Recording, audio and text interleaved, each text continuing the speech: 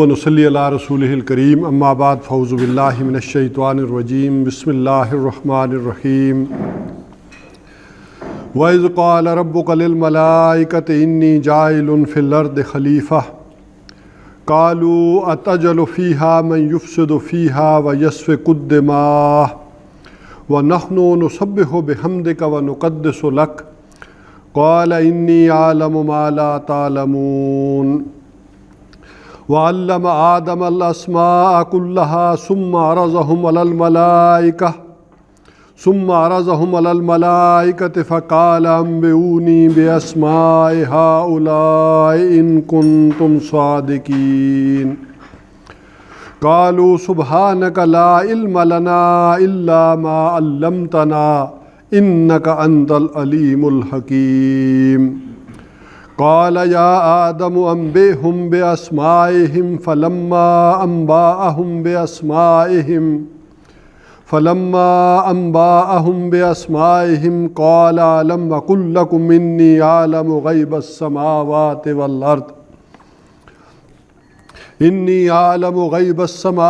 والأرض وأعلم ما تبدون وما كنتم تكتمون وَإِذْ قُلْنَا لِلْمَلَائِكَةِ اسْجُدُوا لِآدَمَ فَسَجَدُوا إِلَّا إِبْلِيسَ أَبَى وَاسْتَكْبَرَ وَكَانَ مِنَ الْكَافِرِينَ وَقُلْنَا يَا آدَمُ اسْكُنْ أَنْتَ وَزَوْجُكَ الْجَنَّةَ وَكُلَا مِنْهَا رَغَدًا حَيْثُ شِئْتُمَا وَلَا تَقْرَبَا هَٰذِهِ الشَّجَرَةَ فَتَكُونَا مِنَ الظَّالِمِينَ صدق اللہ العظیم رب اشرح لی صدری ویسر لی امری واحلل عقدۃ من لسانی یفقہوا قولی آمین یا رب العالمین۔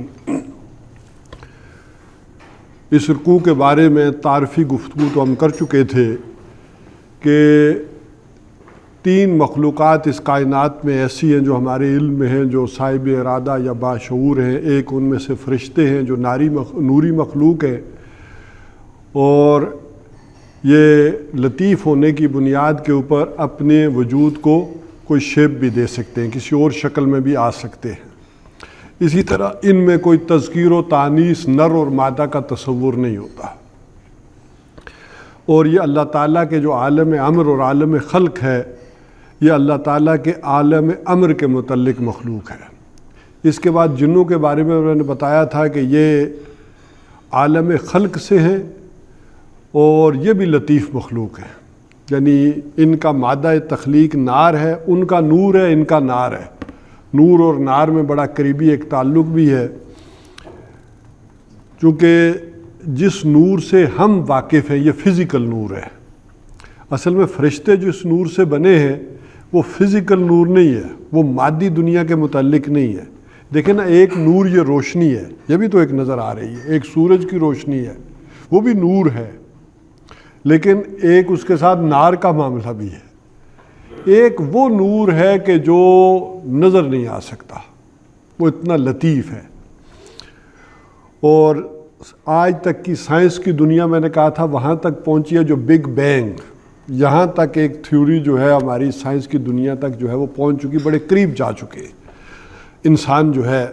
لیکن یہ ساری مشاہدات کی دنیا ہے، حواس خمسہ کی دنیا ہے، جہاں تک انسان جو ہے وہ مادی اعتبار سے اپروچ کر سکتا ہے۔ جو غیر مادی دنیا ہے وہاں تک سائنس نہیں پہنچ سکتی، یہ ایک الگ دائرہ ہے جو پھر پیچھے شروع ہو جاتا ہے۔ بہرحال اس کے بعد انسان ہے، یہ اپنے مادہ تخلیق کے اعتبار سے کمتر ہیں، جنوں سے بھی کمتر مخلوق ہے۔ ان کا مادہ تخلیق جو ہے وہ مٹی ہے، اس کی بھی مختلف سٹیجز جو ہے وہ میں نے آپ کے سامنے رکھی تھی۔ البتہ اس کے اندر ایک جو اس کا دوسرا وجود ہے، انسان مرکب الوجود ہے، یہ کمپاؤنڈ جو ہے اس کی باڈی ہے۔ ایک اس کا یہ حیوانی وجود ہے، مادی وجود ہے، اور ایک اس کا روحانی وجود ہے۔ تو اپنے روحانی وجود کے اعتبار سے یہ ملائکہ سے بھی افضل تر ہے۔ تو یہ دونوں وجود اللہ تعالیٰ کے دونوں عالم خلق اور عالم امر آ کر اس انسان کے اندر اکٹھے ہوئے ہیں۔ جن بھی جو ہیں وہ عالم خلق کی مخلوق ہے، ان کے اندر عالم امر نہیں ہے۔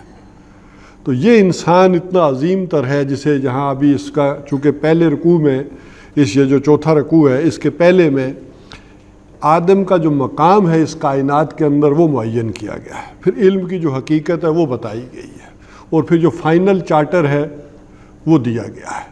تو یہاں پر یہ چیزیں اگر آج ہم ڈسکس کر لیتے ہیں تو پھر اس کے بعد جو 2/3 قرآن مکہ میں نازل ہوا اس کا ایک خلاصہ تھا جو یہاں پر سم اپ ہو جائے گا، اور پھر اس کے بعد بنی اسرائیل سے 10 رکوع میں خطاب شروع ہو جائے گا، جس میں پہلے رکوع میں ان کے اندر ایک دعوت اپیلنگ انداز، اور پھر 9 رکوع میں ان پر 4 چھیٹ لگا کر فرد قرارداد جرم عائد کر کے انہیں معزول کر دیا جائے گا، اور نئی امت کی کارونیشن جو ہے پھر شروع ہو جائے گی۔ تو بہرحال انسان کی عظمت یہ کہ اللہ تعالیٰ نے اپنے دونوں عالم اس کے اندر جو ہے وہ جمع کر دیے ہیں۔ یہ ایسی ایک نایاب اور ایسی کوئی گویا کہ ایک مخلوق ہے کہ جہاں دونوں عالم آ کر اکٹھے ہوئے ہیں، عالم خلق بھی اور عالم امر بھی۔ وہ حضرت مرزا بیدل کا شعر بھی ہے کہ ہر 2 عالم خاک شد، اللہ کے جو دونوں عالم تھے ہر 2 عالم خاک شد تا بستے نقش آدمی، تب کہیں جا کر انسان کا ہیولا ابھرا ہے کہ 2 عالم اللہ تعالیٰ کے آ کر خاک میں ملے ہیں، اس طے میں ملے ہیں، اور پھر یہاں سے انسان جو ہے وہ بننا شروع ہوا۔ اب اس کی تفصیلات ہم نے پچھلی دفعہ کر لی تھی، اب یہاں سے آگے چلتے ہیں۔ وَإِذْ قَالَ رَبُّكَ لِلْمَلَائِكَةِ إِنِّي جَاعِلٌ فِي الْأَرْضِ خلیفہ، اور جب کہا تمہارے رب نے کہ میں بنانے والا ہوں یا یہ فیصلہ کر چکا ہوں کہ زمین میں ایک نائب بناؤں، انی جاعل فی الارض خلیفہ، کہ میں بنانے والا ہوں یا یہ طے کر چکا ہوں کہ زمین میں اپنا ایک نائب بناؤں گا۔ اب یہ خلیفہ، نائب، خلف کہتے ہیں بعد میں آنے والے کو، کہتے ہیں کہ ایک کے بعد دوسرا، خلف یہ جو آیا، اسی سے جانشین کے معنی میں لیے جاتے ہیں، اسی سے جو ہے وہ لیا جاتا ہے کہ نائب جو ایک کے بعد دوسرا آئے گا۔ اس سے بعض حضرات کو ایک غلط فہمی یہ بھی ہوئی کہ یہ خلیفہ کے یہ مطلب ہی نہیں، یہ معنی نہیں، اللہ کو کیا ضرورت ہے کہ اپنا جانشین بنائے، کو اپنا نائب بنائے، یہ تو وہ کوئی بناتا ہے جسے جانا ہو، جو معدوم ہو جائے، جو ختم ہو جائے، اس معنوں میں ہوتا ہے۔ لیکن اس بات کو سمجھیں کہ ایک ہے نائب اختیارات دینا، اس کا صحیح ترجمانی اگر ہو سکتی ہے تو وہ انگلش کا لفظ جو ہے نا وائس رائے، اگر ملکہ برطانیہ مر بھی جاتی تو وائس رائے انڈیا وہاں جا کر صدر نہیں، وہ اس کا بادشاہ نہیں بن سکتا تھا، تو یہ ان معنوں میں لے وائس رائے کہ کون ہے انسان اس دنیا میں وائس رائے۔ بلکہ اسی سے پھر ایک معنی جو جن لوگوں نے یہ معنی لیے کہ نائب نہیں ہے تو انہوں نے یہ کہا کہ خلف میں یہاں بعد میں آنے والے معنی لیے گئے کہ یہ جنوں سے بعد میں آنے والی مخلوق ہے، پہلے جن تھے تو خلیفہ ان معنوں میں کہا گیا کہ یہ اس کے بعد۔ یہ شاذ رائے ہے جیسے امام ابن تیمیہ علیہ رحمہ کی، لیکن یہ یاد رکھیں کہ دنیا میں جو بھی ذہین ترین افراد گزرے ہیں، ایسے جینیس لوگ بھی ہوتے ہیں کہ جو پھر اپنی کوئی نہ کوئی منفرد رائے رکھتے ہیں۔ یہ ہوتا آیا دنیا میں کہ وہ چیزوں پر غور کریں، دیکھیں اور اپنی رائے جو ہے وہ رکھیں۔ لیکن جیسے میں نے پچھلی دفعہ بھی آخر میں کہا تھا، یہ ساری متشابہات ہیں، ان کے بارے میں کوئی ہم یقینی رائے کوئی قائم نہیں کر سکتے۔ البتہ یہ جتنی بھی گفتگو ہے جو ہم کریں گے تو اس میں 2 چیزیں اچھی طرح سے سمجھ لیں کہ قرآن حکیم میں یہ جو دونوں باتیں آئی ہیں، ایک ہے محکمات اور ایک ہے متشابہات۔ محکمات کے بارے میں انسان کا موقف یہ ہونا چاہیے، جو انسانی معاملات ہیں، جو شریعت کی چیزیں ہیں، ان کے بارے میں یہ ہو کہ وہ پیچھے سے پیچھے کی طرف چلتا جائے اور وہ دیکھے کہ اس کے بڑوں نے کیا کیا، اس سے اور پیچھے جائے، دیکھے کہ اسلاف سے کیا چیزیں منقول ہیں، اور دیکھے کہ ائمہ اربعہ نے کیا آراء قائم کی قرآن و سنت کی روشنی میں، اور دیکھے کہ تابعین نے، تبع تابعین نے، صحابہ کی کیا اس معاملے میں رائے تھی، اور پھر اپنے آپ کو آخر میں ڈال دے محمد رسول اللہ صلی اللہ علیہ وسلم کے قدموں میں کہ دین نام ہے محمد صلی اللہ علیہ وسلم تک پہنچنے کا۔ بمصطفیٰ برساں خویش را کے دی ہما اوست، بہو نہ رسیدی تمام بولا بیست، کہ دین نام ہے کہ تم اپنے آپ کو پہنچا دو محمد صلی اللہ علیہ وسلم کے قدموں میں، اگر تم وہاں تک نہیں پہنچے تو یہ پھر بولا بھی ہے۔ ہاں، اسی کی ڈیفینیشن، ایکسپلینیشن، عمل کیسے کیا صحابہ نے، حضور صلی اللہ علیہ وسلم سے سیکھا کیسے، اس کی وضاحتیں ہمیں ان سے ملیں گی۔ پھر ان کے جو شاگرد رہے تابعین، ان سے، پھر ائمہ आइमाए फ़िक़्ह कि उन्होंने उन चीज़ों को कैसे समझा उन सारे आमाल और अक़वाल की रोशनी में। तो ये है एक सिलसिला जो इस तरह से चलता चला जाएगा, लेकिन अपने आप को पहुँचाना होता है मुहम्मद रसूलुल्लाह सल्लल्लाहु अलैहि वसल्लम के कदम। तो दीन नाम है इस चीज़ का अमल के एतबार से। अलबत्ता कुरान हकीम में जो मुतशाबिहात का दायरा है, इसमें दो तरह के मुतशाबिहात हैं। एक मुतशाबिह चीज़ें वो हैं कि जिनका ताल्लुक़ फ़िज़िकल फ़नामिना से है। फ़िज़िकल फ़नामिना से जिन चीज़ों का ताल्लुक़ है वो आहिस्ता आहिस्ता मुतशाबिहात के दायरे से निकल कर मुहकमात के दायरे में आती चली जाएंगी। यानी एक चीज़ अभी मुतशाबिह थी, कन्फ्यूजन का शिकार थी। मिसाल के तौर पर जो पहली वही है, इक़रा बिस्म रब्बिकल्लज़ी खलक़ खलक़ल इंसान मिन अलक़, इंसान को पैदा किया एक जमे हुए खून से, एक मादे से।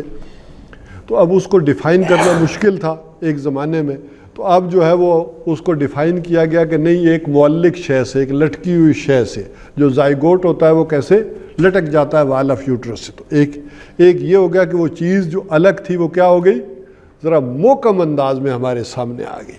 तो इस तरह साइंसी फिनामिना के मुतालिक जितनी चीज़ें हैं वो आहिस्ता आहिस्ता जो जो इल्म इंसानी आगे बढ़ता चला जाएगा वो मुतशाबिहात से निकल कर मोहकमात में आती चली जाएगी। अलबत्ता एक वो चीज़ें हैं कि जो हमेशा मुतशाबिहात पे रहेंगी, वो कभी भी मुतशाबे से निकल कर मोहकमात में नहीं आ सकती इस दुनिया में, इस फिज़िकल वर्ल्ड में। वो जाकर उनकी हकीकत वहाँ दूसरी दुनिया में रोशनास होगी, लेकिन उनका एक अजमाली तसव्वुर, एक व्यू देना ज़रूरी था ईमान के एतबार से कि कोई दुनिया है, मसलन जन्नत है, दोज़ख है, लेकिन जन्नत और दोज़ख का असल तसव्वुर हम नहीं कर सकते।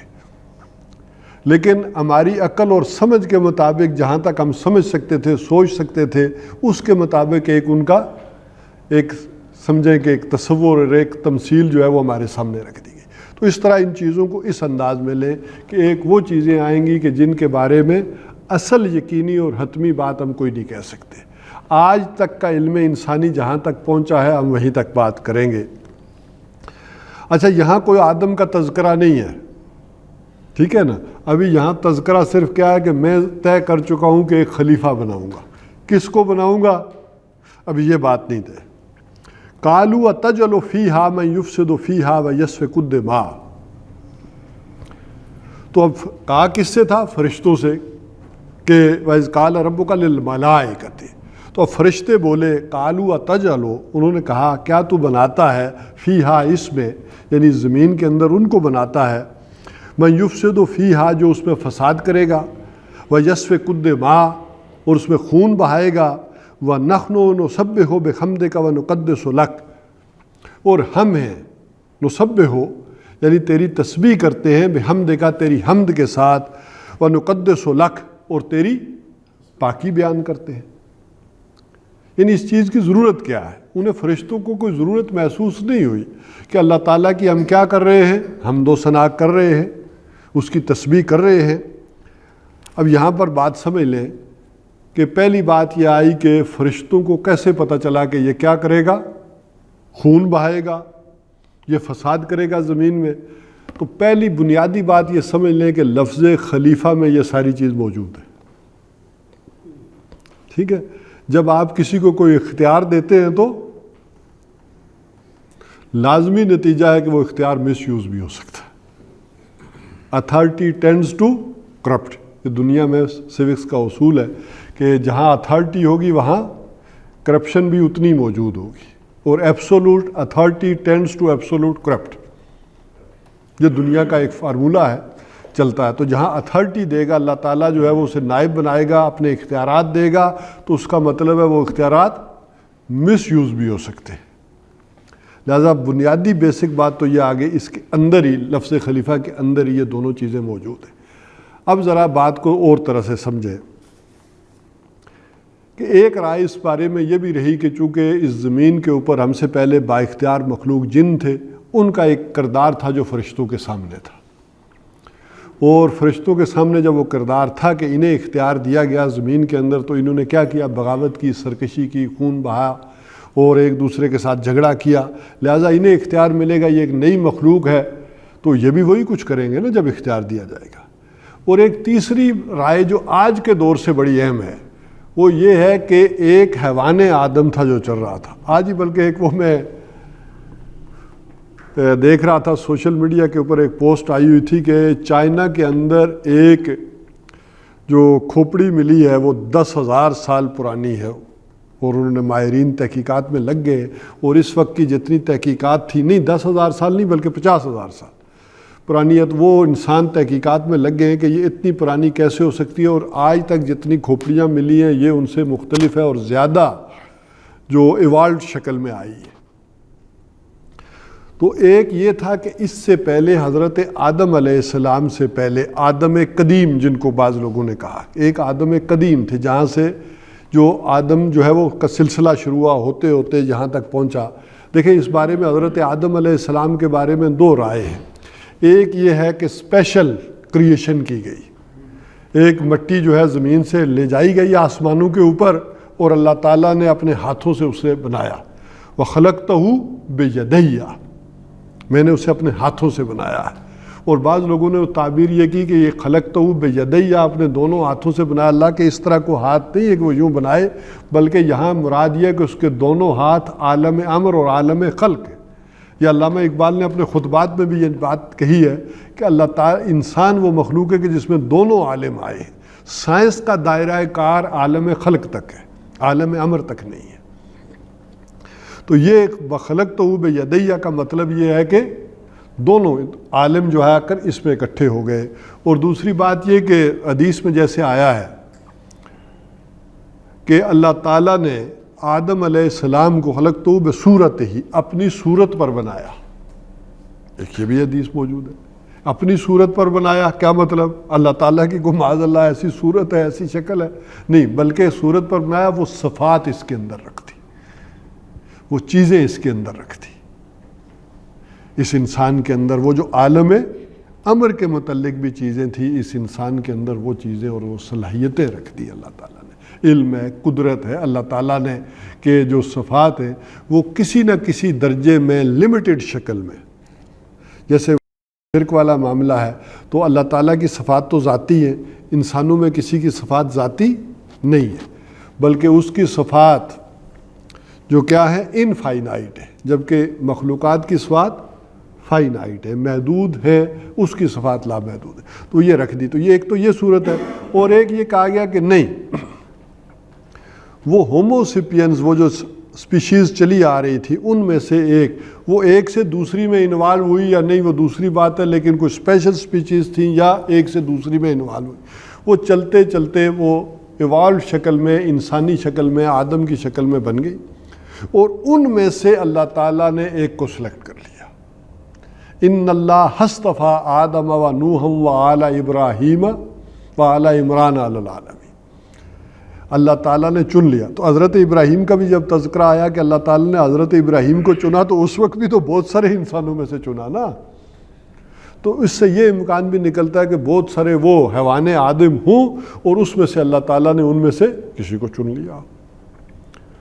اور اس میں بہت سارے اشارات قرآن حکیم میں یہ بھی آ جائیں گے، جیسے سورہ اعراف میں آ جاتا ہے وَخَلَقْنَاكُمْ وَصَوَّرْنَاكُمْ، ہم نے تم سب کو بنایا، تمہاری سب کی جو ہے وہ نقشہ کشی کی، اور پھر تم میں سے وَنَفَخْتُ فِيهِ مِن رُوحِي، تم میں سے ایک میں ہم نے پھر روح پھونک دی۔ تو یہ دونوں چیزیں قرآن حکیم میں دونوں کے اشارات موجود ہیں کہ اس انداز میں یہ بات ساری جو ہے وہ چلی ہوگی۔ تو بہرحال ایک یہ بات کہی جاتی ہے، جیسے سورہ احزاب کے آخر میں بھی آیا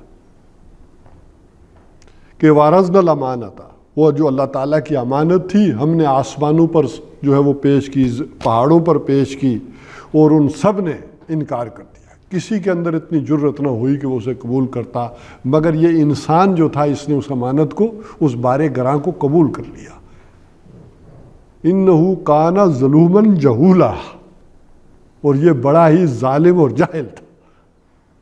یعنی ایک بات یہ کی گئی کہ اس کے بعد نہیں رہا، اس سے پہلے تھا، وہ لڑائی جھگڑے کرنے والا ظالم اور جاہل تھا، اب اللہ تعالیٰ نے اسے اپنی امانت پر، اب وہ ایک ہیومن بینگ، انسان جو ہے وہ بن گیا۔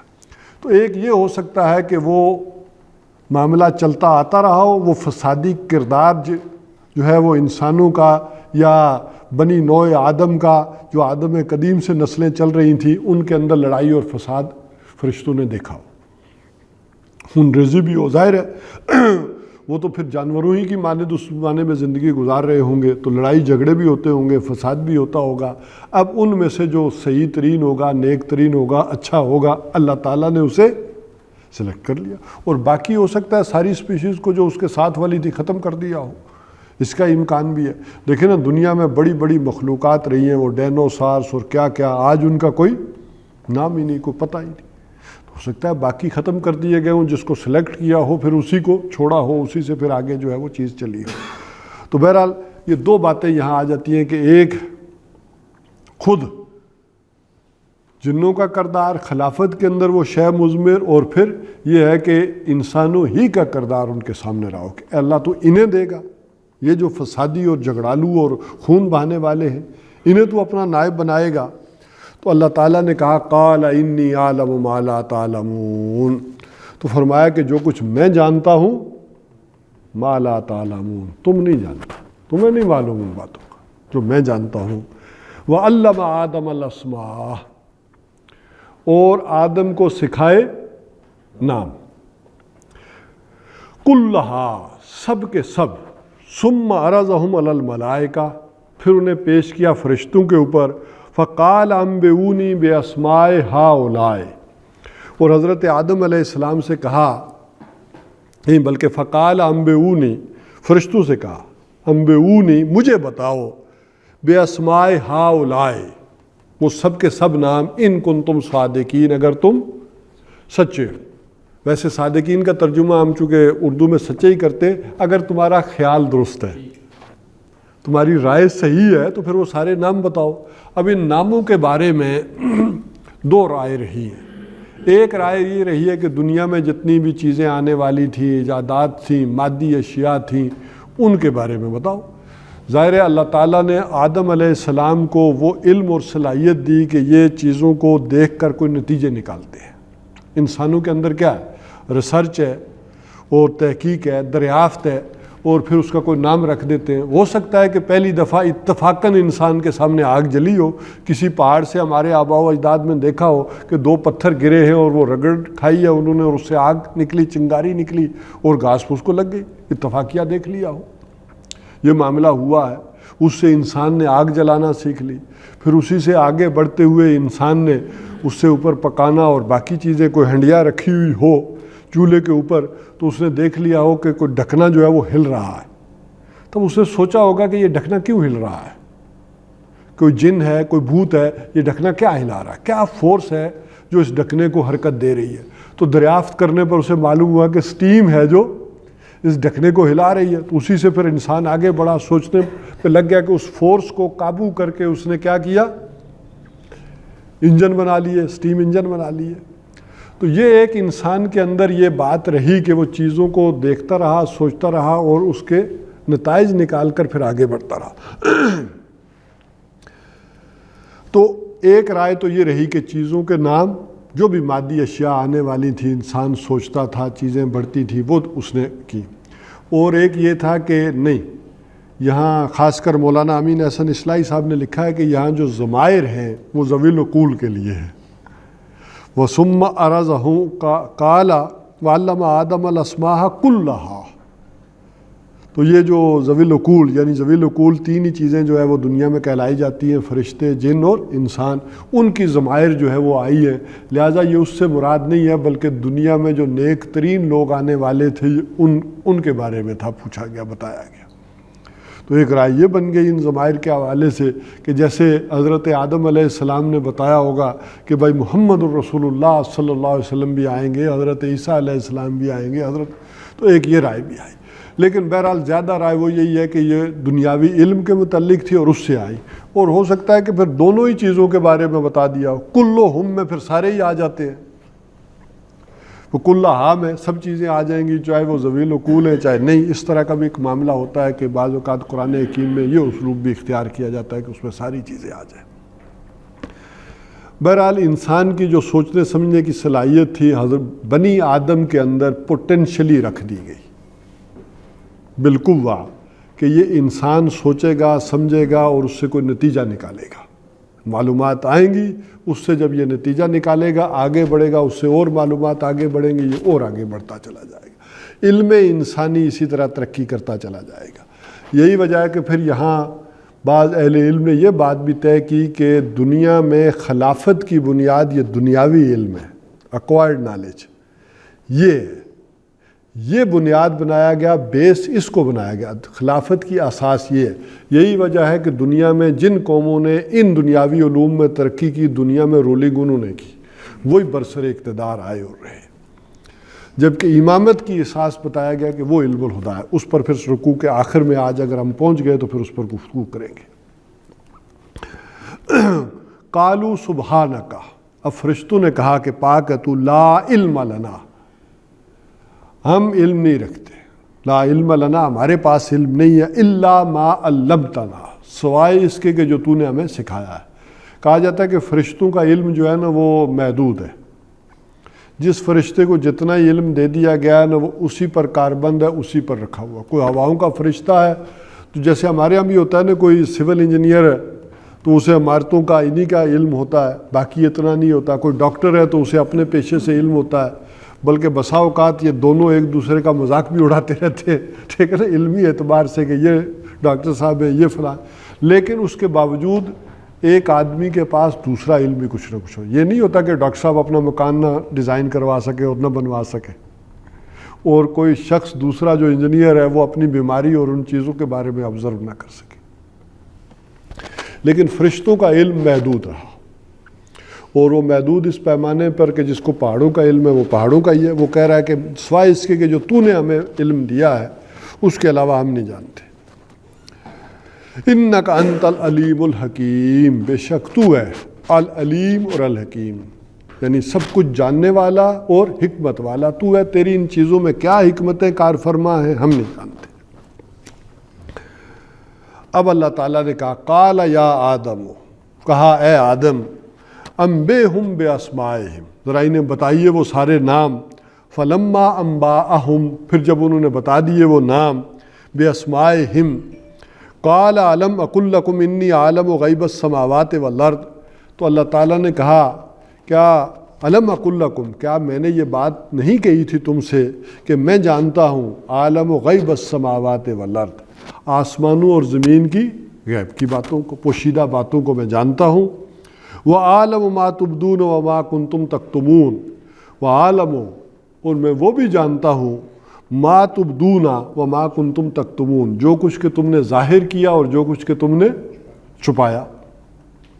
اب یہاں کوئی صراحت نہیں ہے کہ انہوں نے چھپایا کیا اور ظاہر کیا کیا، وہ ظاہر بات ہے. ظاہر انہوں نے کیا کیا کہ اللہ تعالیٰ تو ان کو بناتا ہے.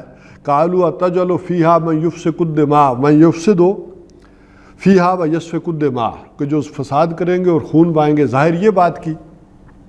تو اللہ تعالیٰ نے اصل میں انہیں بتایا کہ تمہارے سامنے ایک پہلو ہے کہ میں اسے اختیار دے رہا ہوں، تمہارے سامنے یہ دوسرا پہلو نہیں ہے کہ میں اسے اختیار کے ساتھ علم بھی دے رہا ہوں. یہ بھی بات ہے، تم نے ایک چیز کو دیکھا، دوسری چیز کو نہیں دیکھا. اور دوسرا،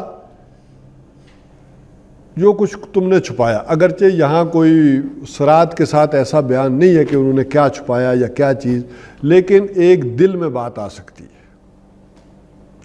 اسی سے وہ پھر معتزلہ والی بات آ جاتی ہے کہ فرشتوں کے پاس کوئی بدی کا یا دوسرا اختیار تو ہے لیکن وہ کر نہیں سکتے. یہ نہیں ہے کہ ان کے اندر بات نہیں آتی ہے کہ اختیار ایک سوچا، لیکن ان کے اوپر وہ حقائق کونیہ اس قدر واضح ہے، وہ سب کچھ دیکھ رہے ہیں، وہ جنت دوزخ وہ ساری چیزیں ان کے اوپر منکشف، وہ کر نہیں سکتے. تو ایک بات آ سکتی ہے. اچھا، یہ بات کے درجے میں آنا کوئی مسئلہ نہیں ہے، کوئی معصیت والا یا دوسرا. حضرت ابراہیم علیہ السلام کے دل میں بھی تو بات آئی نا، ایک استفہامیہ انداز میں ان کے دل میں بھی بات آئی، کیونکہ اللہ تعالیٰ تو کیسے زندہ کرے گا مردہ کو؟ تو اللہ نے کیا کہا کہ کیا تجھے یقین نہیں ہے، ایمان نہیں ہے؟ لیکن انہوں نے کیا کہا، وَلِتَطْمَئِنَّ قَلْبِي، میں چاہتا ہوں کہ میرے دل کو ذرا اطمینان ہو جائے، مجھے یقین ہے یہ سارا کہ تو ہی زندہ کرے گا، مارے گا، کیسے کرے گا ذرا مجھے تسلی ہو جائے. تو ایک ذرا اس درجے میں ایک بات جو ہے وہ فرشتوں نے کی ہوگی. یہ میں اس وجہ سے کہہ رہا ہوں کہ جب ہم یہ کہتے ہیں انہیں اختیار ہی نہیں تو انہوں نے اعتراض کیا کیا؟ آخر اعتراض بھی تو کیا ہے نا کہ تو ان کو بنا رہا ہے. تو یہ اعتراض اسی درجے کا استفہامیہ درجے کا ہے, یہ کوئی نافرمانی والا اعتراض نہیں ہے. اس کو استفسار کہتے ہیں, استفسار ہوتا ہے. ہاں اعتراض ہوتا ہے نا, وہ نامناسب استفسار یا استفہام میں نے کہہ دیا کہ ایک پوچھنے کے لیے, پوچھنے کے لیے, ایک سمجھنے کے لیے چیز ہوتی ہے. دیکھیں وہ جیسے انہوں نے کہا کہ ایک استفہام یا اعتراض ہوتا ہے کہ ایک سمجھنے کے لیے ہوتا ہے اور ایک ہے ضد اور ہٹ درمی کے لیے ہوتا ہے, یہ دونوں ہوتے ہیں. جبکہ استفہامی انداز جو ہوتا ہے اس کے اندر یہ جو اعتراض ہوتا ہے اس میں انسان سمجھ جاتا ہے, اور جو اعتراض اس درجے ہوتا ہے, الفاظ وہی ہوتے ہیں, بات وہی ہوتی ہے, اس کو آدمی سمجھا نہیں سکتا. جو حسد کی وجہ سے آئے, ہٹ درمی اور بغض کی وجہ سے جو اعتراض آ جائے اس کو آپ سمجھا نہیں سکتے. تو جو یہ انداز آئے اس کو سمجھا سکتے ہیں. بہرحال اب اللہ تعالیٰ نے پہلی بات تو کر دی, یہ ساری بات آئی. وَإِذْ قُلْنَا لِلْمَلَائِكَةِ اسْجُدُوا, اور جب کہا ہم نے فرشتوں سے کیا کرو, سجدہ کرو. اچھا اس میں بھی ذرا سوچیں, ذرا ایک دیکھیں کہ ایک بات ہوئی ہے. اب ذرا ہمارے ذہن میں کیا آتا ہے, ذرا اس تصور کریں گے تو یہ صحیح نہیں ہوگا. کوئی تصور کریں اللہ کا دربار لگا ہوا ہے, حضرت آدم بھی ہیں, فرشتے بھی ہیں, اور سارے سجدے میں گر پڑے. یہ کوئی اس طرح کی بات نہیں ہے. اب پتہ نہیں حضرت آدم کو پتہ بھی چلا ہے کہ نہیں کہ سب نے سجدہ کیا ہے, یا یہ ہوا ہے. یہ میں آگے ذرا اسی کی وضاحت آ جائے گی کہ کیوں ایسا معلوم ہوا. تو یہ ایک کس انداز کی بات تھی, وہاں کس طرح سے تھا, یہ ساری متشابہات کی باتیں ہو جائیں گی. وَإِذْ قُلْنَا لِلْمَلَائِكَةِ اسْجُدُوا, اور جب کہا ہم نے فرشتوں سے کہ سجدہ کرو لے آدم, آدم کو, فَسَجَدُوا إِلَّا إِبْلِيسَ, تو سب نے سجدہ کیا سوائے ابلیس کے. اس کا اصل نام تو عزازیل تھا, جنوں میں سے تھا. قرآن حکیم میں سورہ کاف کے اندر یہ بات واضح ہو گئی کہ اچھا یہ بڑی, میں نے کسی وقت آپ کے سامنے رکھوں گا کہ دلچسپ بات یہ ہے کہ یہ قصہ آدم و ابلیس اتنا اہم ہے کہ قرآن حکیم میں 7 جگہ آیا. بالکل سنٹر میں جائیں نا تو آپ کو معلوم ہے بالکل درمیان میں 2 صورتیں, سورہ بنی اسرائیل اور سورہ کاف, دونوں میں آ گیا. اچھا پھر اس سے ایک صورت چھوڑ کر اس سے پچھلی میں آ گیا, سورہ بنی اسرائیل سے سورہ نال چھوڑ کے ادھر پیچھے آ گیا. ادھر سے پھر آگے سورہ مریم چھوڑ کر اگلی میں پھر آ گیا. یعنی سورہ کاف سے ایک صورت چھوڑ کر پھر آگے آ گیا, ادھر پیچھے چھوڑ کے پھر آ گیا. تو اس انداز میں یہ آپ کہہ لیں کہ مختلف انداز میں بڑے سیکونس کے ساتھ یہ 7 مرتبہ جو ہے قصہ آدم و ابلیس جو ہے قرآن حکیم میں اس انداز میں آیا. ابا واستکبرا. اچھا ایک بات یہاں اور بھی آ جاتی ہے کہ جب اللہ تعالیٰ نے حکم تو فرشتوں کو دیا تھا تو اس نے کیسے انکار کیا, یہ اس حکم میں کیسے آ گیا. اس میں ایک رائے تو یہ ہے کہ یہ اپنے زہد, عبادت اور اس کی وجہ سے اس قدر یہ اس کا مقام بڑا ہے, مرتبہ بڑا ہے کہ یہ فرشتوں کی صف میں شامل ہو. ہم بھی کہتے ہیں نا یہ فلانا انسان گویا کہ فرشتہ ہے, فرشتے کی مانند. تو اللہ, یہ تو ہم کہتے ہیں نا, وہ تو اللہ تعالیٰ نے پھر اسے وہ مقام دے دیا کہ یہ فرشتوں کی صف میں شامل ہو. اور ایک رائے اور بھی ہے, وہ یہ ہے کہ جب فرشتے اعلیٰ ترین مخلوق ہیں, جب ان کو حکم ملا تو اب گویا کائنات کی باقی ساری چیزوں کو مل گیا کہ وہ سارے اس کے تابع رہیں گے. جہاں تک زمین کا معاملہ ہے وہ تو اللہ تعالیٰ نے کہہ دیا, ہم پچھلے رکوع کے اینڈ میں پڑھا ہے کہ جو کچھ زمین میں یہ تو تمہارے لیے پیدا کیا ہے. کائنات کا نہیں کہا, کائنات کی چیزوں کو مسخر کرنے کے لیے علم دے دیا.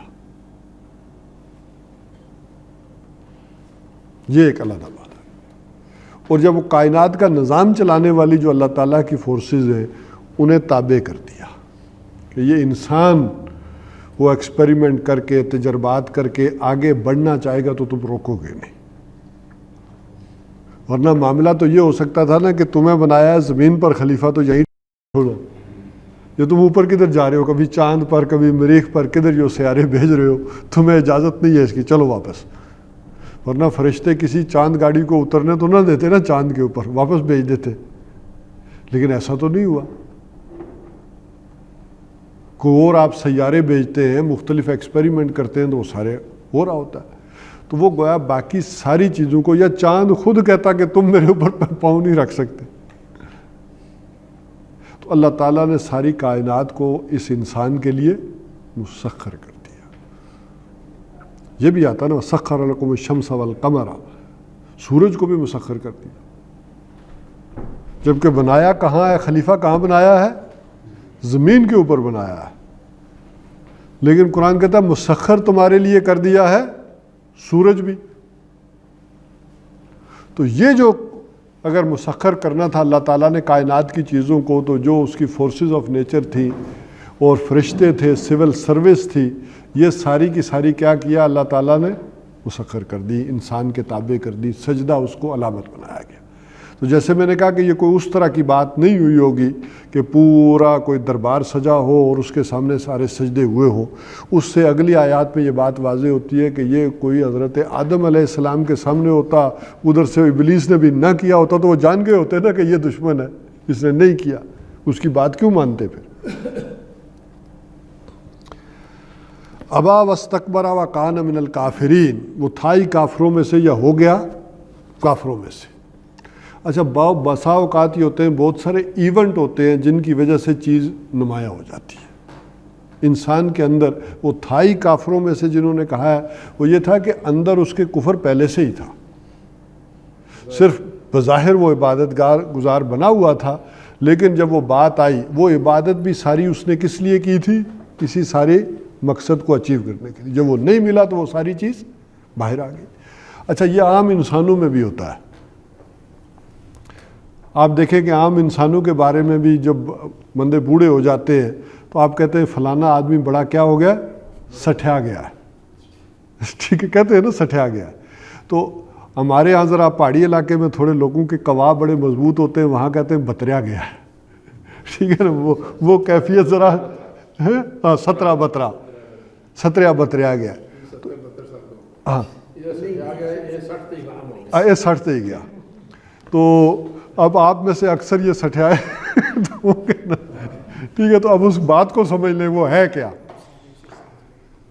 دیکھیں، پہلے انسان کی عقل، یہ قوا، یہ چیزیں مضبوط ہوتی ہیں. انسان سوچ سمجھ کر بات یہاں سے نکالتا ہے.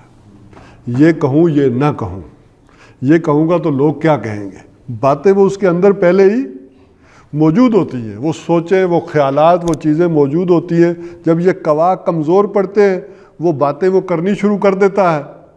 تو بچے بھی ہوں یا دوسرے بھی ہوں، وہ کیا کہتے ہیں؟ ابا جی یا بڑے میاں، ہاں یہ سٹھیا گئے. تو وہ چیزیں اندر پہلے سے تھی، وہ قوا کمزور پڑے اور نکل آئی.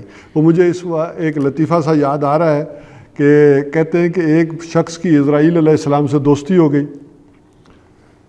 تو اسرائیل علیہ السلام نے ان سے کہا کہ ایسا ہے کہ جب بھی آپ کسی کی عادت کرنے چاہیں تو اگر آپ دیکھیں کہ میں اس کی پانتی والی سائڈ پر یعنی پاؤں والی سائڈ پہ کھڑا ہوں تو یہ بندہ ٹھیک ہو جائے گا، کوئی مسئلہ نہیں.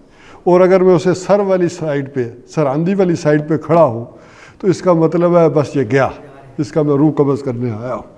تو بڑے اللہ والے مشہور ہو گئے، جس کے پاس جاتے دیکھتے تو کہتے یہ تو گیا اور یہ بچ جائے گا، کچھ نہیں ہوگا. ایک دن وہ خود ذرا ان کی طبیعت ٹھیک نہیں تھی تو لیٹے ہوئے تھے، انہوں نے آنکھ کھولی تو دیکھا ساتھ اسرائیل علیہ السلام کھڑے ہیں سر والی سائڈ پہ. انہوں نے فوراً سائڈ بدلی، ٹانگیں اس کی طرف کی، سر دوسری طرف کر لیا. اب اسرائیل علیہ السلام آ کر ادھر کھڑے ہو گئے، اب وہ پھر دوسری طرف پلٹ گئے. اب بچوں نے دیکھا کہ ابا جی کو یہ ہو کیا گیا ہے. اچھا، بچوں نے کہا ابا جی کیا؟ انہوں نے کہا بس دور ہٹ جاؤ، میرے قریب نہ آنا، یہ میرا اور میرے دوست کا معاملہ ہے.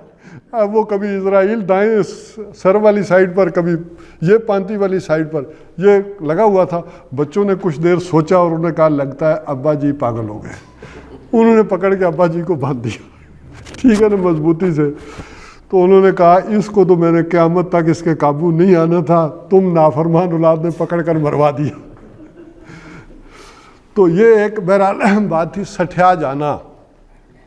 تو ایک یہ بات وکان من الکافرین، وہ تھا ہی کافروں میں سے، یہ اس کی تشریح ہو گئی کہ اس کے اندر وہ پہلے سے بات تھی، اس ایونٹ نے، اس واقعے نے اس چیز کو نمایاں کر دیا۔ اور ایک یہ ہے کہ نہیں، اس واقعے کے بعد وہ کافر ہو گیا انکار کر کے۔ وَقُلْنَا يَا آدَمُ اسْكُنْ أَنْتَ وَزَوْجُكَ الْجَنَّةَ وَكُلَا مِنْهَا رَغَدًا حَيْثُ شِئْتُمَا، اور کہا ہم نے اے آدم تو بھی اور تیری بیوی بھی اس جنت میں رہے۔ ٹھیک ہے کہ نہیں؟ وہ جنت، یہ میں نے شاید پہلے آپ کے سامنے بات واضح کر دی ہو، یہ جنت زمین پر تھی یا آسمان پر تھی، یہ کنٹروورشیل ہے۔ ایک رائے یہ ہے کہ یہ جنت آسمان پر تھی، یہاں سے ان کو شاید بنایا ہی وہاں گیا ہو۔ اب وہ جو اسپیشل کریشن کی بات جو جن لوگوں کا ہے معاملہ کہ وہیں بنایا ہو، وہیں رکھا ہو اور وہیں کوئی تجربہ کروایا ہو، اور اس تجربے کے بعد جو ہے ایکسپیریمنٹ کے بعد ڈیمونسٹریشن کروائی گئی اور لائے گئے۔ اور ایک یہ کہ نہیں، وہ جنت یہیں کسی اونچی جگہ پر تھی، جیسے تورات میں بھی ہے کہ یہ جنت زمینی پر تھی۔ ایک وہ جنت ہے جس میں مرنے کے بعد جانا ہے، اس کا سب کا اتفاق ہے، اس سے مراد وہ جنت نہیں ہے، وہ جنت الخلد یا جنت المأوا وہ اور جنت ہے، یہ آزمائشی جنت تھی جس کے اندر رکھا گیا۔ یہی وجہ ہے کہ نبی اکرم صلی اللہ علیہ وسلم نے فرمایا کہ جمعے کا دن سب سے افضل ہے، یہ وہ دن ہے کہ جس دن تمہارے باپ آدم جنت میں داخل کیے گئے، اور یہ وہی دن ہے جس میں تمہارے باپ آدم جنت سے نکالے گئے۔ تو وہاں جنت سے نکالا جانا بھی فضیلت کا مقام آیا کہ وہ ان کی گویا ٹریننگ مکمل ہو گئی۔ تو بہرحال وَقُلَا مِنْهَا رَغَدًا حَيْثُ شِئْتُمَا، اور تم دونوں اس میں سے رغدن حیث شئتما، با فراغت، جو مرضی ہے، جہاں سے مرضی ہے کھاؤ۔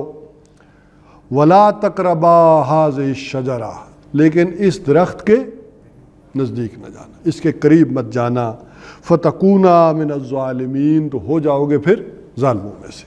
اس ٹریننگ سیشن میں کوئی علامت رکھی گئی، وہ درخت کیا تھا، کس کا تھا، وہ گندم کا تھا، کھجور کا تھا، جس کا بھی تھا۔ ویسے آدم کے لفظی معنوں میں تو یہ بات آتی ہے گندمی رنگ والے، کہ اس میں بھی ایک لفظی طور پر ایک بات آتی، لیکن آدم علیہ السلام کے لیے ایک علامت مقرر کر دی گئی اور کہا کہ اس کے پاس نہ جانا۔ اس کی تفصیلات نہیں آئی ہیں کہ وہ کیا تھی کیا نہیں تھی، اس لیے بعضوں نے پھر اس کو یہ بات بھی کہی ہے کہ وہ شجرہ تو ایک درخت اور ذائقے کی بات ہے کہ وہ پھل چکھا، کہا کہ یہ پہلا سیکچول ایکٹ تھا دونوں کے درمیان جو ہوا وہاں پر، تو یہ ذائقہ تھا جو انہوں نے چکھا، اس سے پہلے شاید وہ لباس بھی نہیں تھا اور احساس بھی نہیں تھا وہ ان چیزوں کا انہیں۔ اور جب یہ کام کیا ہے تو پھر اس کے بعد وہ سارا احساس پیدا ہوا۔ پھر یہی جو چونکہ باقی جو تفصیلات آتی ہیں کہ انہوں نے پھر دیکھا کہ ان کے بدن جو ہے وہ ننگے ہیں، اور پھر انہوں نے انہیں ڈھانپنا شروع کیا۔ اسی سے پھر اور باتیں بھی آتی ہیں، وہ بول و براز ہو، باقی چیزیں ہوں، وہ خواہشات ہوں، چیزیں وہ پھر اب جو ہے ابھر کر سامنے آئی ہیں۔ فَأَزَلَّهُمَا الشَّيْطَانُ، پھر ڈگمگایا، ورغلایا، انہیں پھسلایا شیطان نے، انہا، اس سے۔ فَأَخْرَجَهُمَا مِنْهَا كَانَ فِيهِ، اور فَأَخْرَجَهُمَا، ان دونوں کو نکالا جس میں بھی وہ تھے۔ اب اس ڈیٹیل میں نہیں جایا گیا کہ کس میں تھے، لہذا اسی سے ایک بات قرآن حکیم کا جو انداز ہے وہ یہ ہے کہ مما کان فیہ جب کہتا تو اس کیفیت سے نکالا، جس کیفیت میں وہ پہلے تھے اس کیفیت سے اب نکل آئے، اور اس کیفیت کے نتیجے میں اب وہ انہیں بھوک بھی لگنا شروع ہو گئی، وہ دھوپ اور گرمی اور وہ کیفیات جو ہے ان کے اوپر طاری ہو گئیں۔ وَقُلْنَا اهْبِطُوا بَعْضُكُمْ لِبَاسٌ، اور ہم نے کہا کہ اب اترو، بعضکم لباس، ایک تم میں سے ایک دوسرے کے کیا ہیں، عدوٌ، دشمن ہیں، تم اب ایک دوسرے کے کیا ہو، دشمن ہو، یہ بات کہی گئی۔ وَلَكُمْ فِي الْأَرْضِ مُسْتَقَرٌّ، اور تمہارے لیے زمین میں ٹھکانہ ہے، وَمَتَاعٌ إِلَىٰ حِينٍ، اور متاع ہے، برتنے کا سامان ہے ایک وقت تک، ایک وقت مقرر تک، اب یہ جاؤ۔ اے بے تو سے شاید یہ بات سمجھ آئے کہ اترو، تو اس سے مراد یہ ہوتی ہے شاید اوپر سے یا آسمان سے اترو کا معاملہ ہے، یا ایک بلندی سے اترنے کا معاملہ ہے۔ جن لوگوں نے بھی یہودیوں میں تحقیق کی ہے انہوں نے کہا کہ کردستان کا کوئی علاقہ تھا جہاں یہ، یا خزارین قبائل ہیں اس سائڈ پر، دوسری سائڈ پر یہ علاقے تھے کہ جہاں پر یہ پہلے جنت جو ہے وہ بنائی گئی، رکھی گئی اور یہ ہوا ہے۔ لیکن اے بے تو ہم کچھ عرصے بعد یہاں پڑھ لیں گے. اے بے تو سیٹل ڈاؤن ہونے کے معنوں میں بھی آتا ہے, کسی جگہ جا کر سکونت اور رہائش اختیار کر لینے کے معنوں میں بھی یہ لفظ آتا ہے. جیسے حضرت موسیٰ علیہ السلام سے جب ان کی قوم نے مانگا کہ یہ ایک ہی کھانا کھا کھا کر ہم تنگ آ گئے, ہر وقت یہ کیا ہوا کہ کھاتے رہو, من اور سلوائی کھاتے رہو, تو اب تو ہمیں چاہیے جو زمین چیزیں نکالتی ہے, جو پیاز ہے, کوئی لہسن ہے, کوئی گھیوں ہے, کوئی مسور ہے, کوئی سبزیاں ہیں, ہم تو یہ کھانا چاہتے ہیں. تو پھر اللہ تعالیٰ نے کہا اگر یہ کھانا ہے تو اے بے تو مصرن, وہاں پھر الفاظ یہ آئے, پھر جا کر کسی شہر میں سکونت اختیار کر لو, وہاں پھر یہ چیزیں ملیں گی. تو اے بے تو سے مراد یہ بھی ہو سکتی ہے, سیٹل ڈاؤن ہونے میں بھی آتا ہے اور کسی جگہ سے اتر کر بھی, دونوں چیزیں جو ہے وہ موجود ہیں. تو بہرحال جس کیفیت میں بھی تھے اللہ تعالیٰ نے انہیں نکالا. وَقُلْنَا اهْبِطُوا بَعْضُكُمْ لِبَعْضٍ, اور تم ایک دوسرے کے دشمن ہو. وَلَكُمْ فِي الْأَرْضِ مُسْتَقَرٌّ, اور تمہارے لیے مستقر ہے, ٹھکانہ ہے زمین میں. وَمَتَاعٌ إِلَىٰ حِینٍ, اور برتنے کا سامان ہے ایک وقت مقرر تک. اب ایک آیت یہ اور پڑھ کے اس بات کو ختم کر لیتے ہیں, پھر سوال و جواب جو آپ نے کرنے کیجیے گا.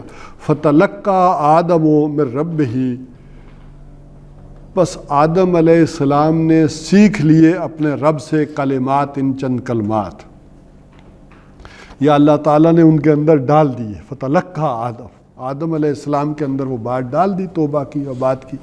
اور وہ آیات ہم پھر آگے پڑھیں گے کہ کیا ربنا ظلمنا انفسنا وان لم تغفر لنا وترحمنا لنکونن من الخاسرین. فتاب علیہ, تو وہ ان کے اوپر کیا ہوا, متوجہ ہوا. یہ میں نے پچھلی دفعہ بھی بتائی تھی کہ ایک توبہ ہے بندے کا کرنا اور ایک توبہ ہے اللہ کا کرنا, دونوں میں فرق ہے. توبہ کے لفظی معنی ہے لوٹنا, بندہ گناہ میں چلا گیا تھا, توبہ کی, لوٹ آیا اپنی طرف. اللہ کا توبہ کرنا کیا ہے کہ اللہ کی نظر کرم پھر گئی تھی, توجہ جو ہے وہ ہٹ گئی تھی, اللہ تعالیٰ نے اس کے اوپر دوبارہ توجہ فرمائی, دوبارہ اپنا نظر کرم فرمایا. تو اللہ تعالیٰ فتاب علیہ, اللہ تعالیٰ نے ان کے اوپر رحمت فرمائی, ان کے اوپر کرم فرمایا. انہ هو التواب الرحیم, وہی ہے بے شک توبہ کا قبول کرنے والا اور مہربان. اچھا, اس میں بات سمجھ لیں کہ یہ بات جو تورات کے اندر یا بعد میں پھر انجیل میں بھی یہ بات آ گئی کہ انسان پیدائشی گناہ گار ہے, اس کی جڑ کٹ جاتی ہے اس بات سے. اللہ تعالیٰ نے ان کی توبہ کو قبول کر لیا, ان کی توبہ قبول ہو گئی. اور یہ بات بھی جو حضرت حوا کے بارے میں ہے کہ اصل میں یہ سارا چکر انہوں نے چلایا تھا, اس کی بھی قرآن حکیم نے نفی. فَأَزَلَّهُمَا, دونوں کو پھسلایا اس نے, دونوں نے وہ معاملہ کیا. وہ سارا جو ہوا رضامندی سے ہوا ہے, کھانا پینا یا کوئی اور ایکٹ ہوا. تو یہ بات بھی کہ یہ جو ہے کہ عورتیں جو ہے یہ برائی کی جڑ ہے.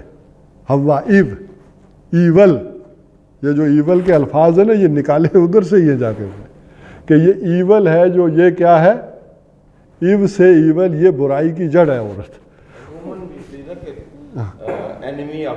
ہاں, اور اسی لیے بعضوں نے پھر یہاں ترجمہ وہ بھی کر دیا کیا قلنا بعضکم لبعض, تم ایک دوسرے کے دشمن ہو. انہوں نے کہا یہاں شیطان کا ذکر نہیں ہے, یہ مرد اور عورت کو کہا گیا تم ایک دوسرے کے دشمن ہو. ٹھیک ہے, چونکہ قرآن میں بعض جگہ یہ بات آئی ہے تو وہ یہ بات کہی گئی. تو بہرحال الفاظ کے طور پر اس کا امکان بھی موجود ہے. تو اللہ تعالیٰ جو ہے وہ توبہ کے قبول کرنے والے ہیں اور مہربانی فرمانے والے ہیں. اب اس حوالے سے اس کی جو ہے وہ 2 آیات اس رکوع کی رہ گئی ہیں, وہ انشاءاللہ العزیز اگلے سبق کے ساتھ اس رکوع کو جو ہے وہ پڑھ لیں گے, چونکہ اس میں اہم ترین معاملہ آیا ہے کہ اللہ تعالیٰ نے جو 2 علوم دیے ہیں, وہ جو ابن خلدون کا مشہور مقولہ ہے نا, العلم و علمان, کہ علم 2 طرح کے ہیں. ایک کو اس نے کہا علم الادیان اور ایک علم الابدان, ایک باڈیز کا علم, اجساد کا علم, اور ایک دینوں کا علم. اور انہوں نے کہا کہ پھر یہ 2 علم ہیں جو اللہ تعالیٰ نے انسان کو دیے. دینے والی ایک ہی ذات ہے, منبع اور سرچشمہ ایک ہی ہے, کہ اللہ تعالیٰ نے ایک علم انسان کو دیا, یہ ایکوائرڈ نالج, اور ایک علم دیا ریویلڈ نالج. تو یہاں پر ختم کرتے ہیں, پھر اب آپ آج کے متعلق سوال کر لیں تاکہ پھر ہم 7 بجے نماز